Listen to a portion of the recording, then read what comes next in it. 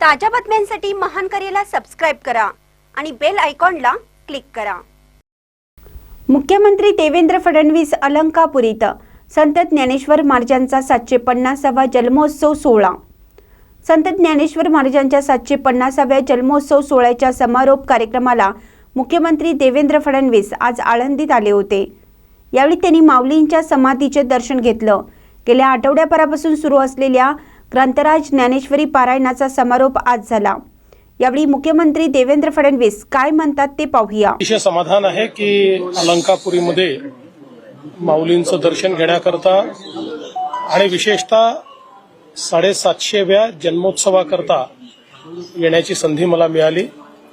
आपल्याला कल्पना आहे की ज्ञानेश्वर माऊलींनी आपल्या वारकरी संप्रदायाचा एक प्रकारे पायवा रचला आणि आपण असं मानतो की तुकाराम महाराजांनी त्याच्यावर कळस चढवला। त्यामुळे हे अतिशय महत्त्वाचं अशा प्रकारचं वर्ष आहे। या सर्व आमच्या संतांचं सत्पुरुषांचं जे काही त्यांचे विचार आहेत ते समाजामध्ये रुजले पाहिजेत